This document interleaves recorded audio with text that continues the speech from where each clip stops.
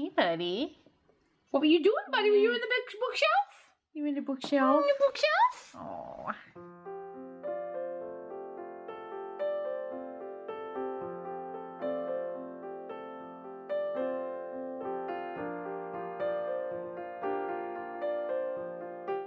Hello everyone, welcome back to my channel, or if you're new, hi, welcome. My name's Arden, I make art sometimes, and today we are painting a watercolor illustration of a cute little cat in a bookshelf.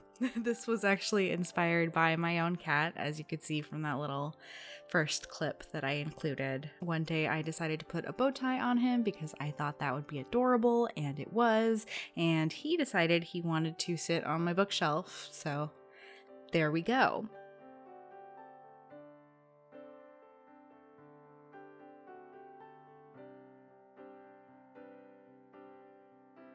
I also wanted to create like an environment where you could sort of tell who might own this bookshelf. I wanted to go for a witchy theme, magical aesthetic sort of thing, and I'm overall really happy with how it turned out.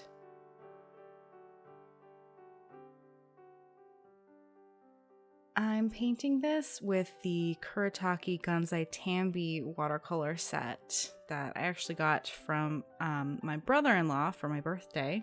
So thank you, Eric.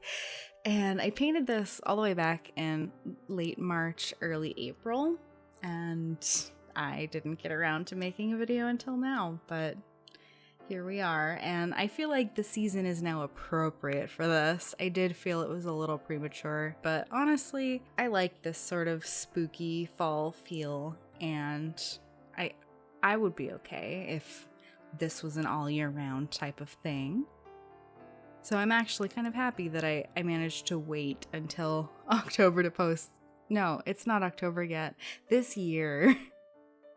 I think we're all feeling it a little bit. I was already kind of on a downward mentally before the whole pandemic stuff hit, and that just sort of, you know. But I mean, in a way, I'm kind of glad that I had this opportunity to just take a step back. Have an excuse to not leave my house because that's the sort of person that I am, and reflect.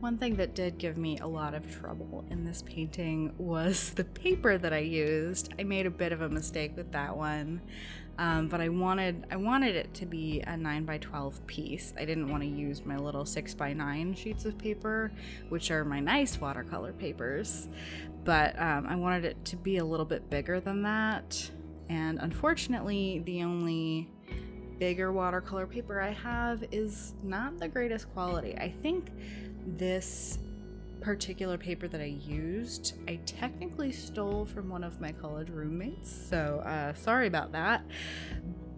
Or maybe she just left it behind when she moved out and I took it with me because I'm always very interested in collecting art supplies, even though I didn't really do watercolor back in college. I was strictly digital art back then, but I wanted it anyway. And look at me now, after 7 years of hoarding it, I finally used it.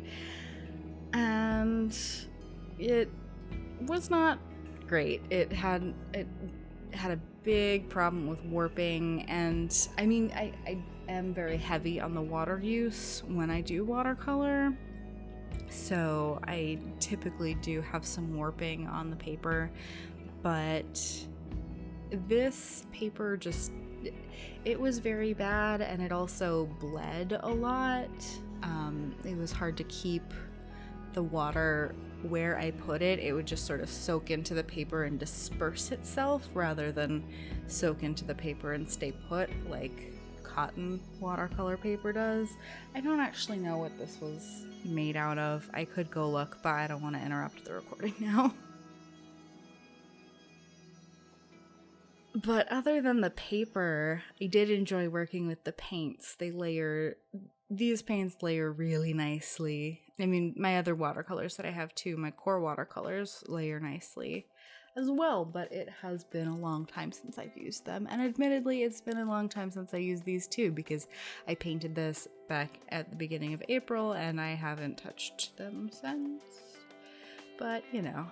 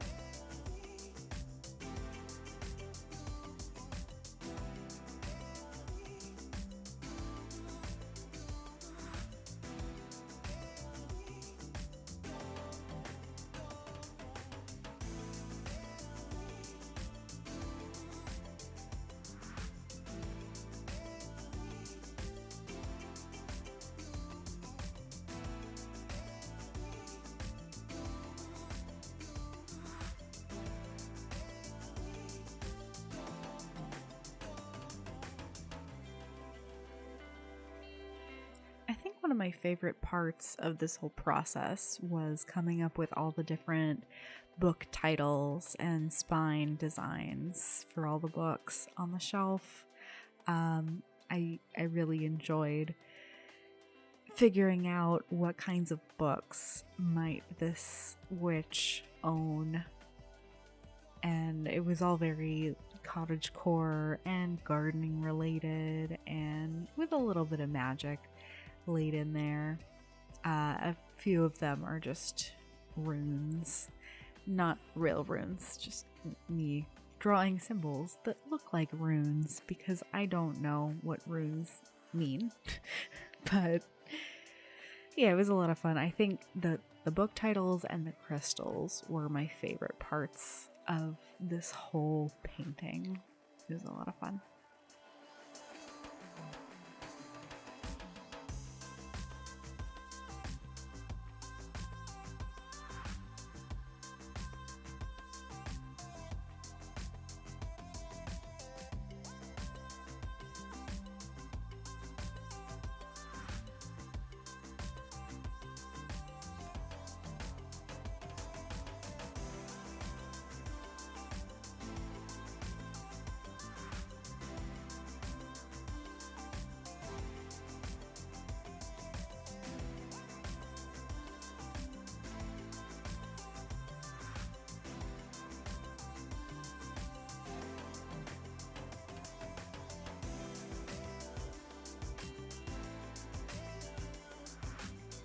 did end up using the white color of watercolor to do the highlights, and I know I think white is a pretty controversial watercolor color, because like in theory you're supposed to use the white of the paper, and you know, my digital art background is showing, and I like doing highlights on the top. I have trouble planning ahead often. I mean, I'm even impressed with myself when I think to mask off parts of a drawing before I draw it.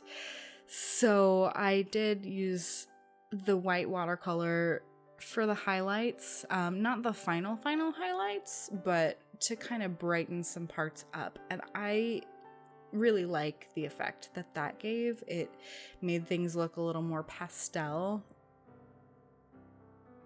I am using a Posca pen for some very, very light highlights.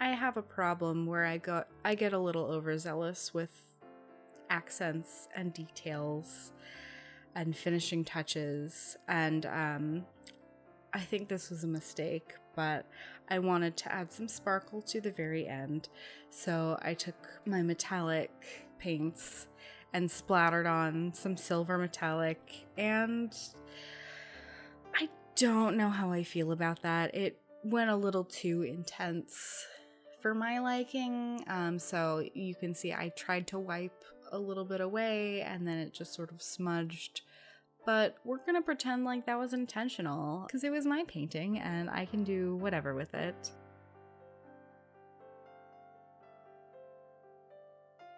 I'm overall really happy with the way it turned out. I really like the colors that I used and the way that the crystals came out and all the details of the books. You can get prints of this on my Redbubble, artandrachelart.redbubble.com.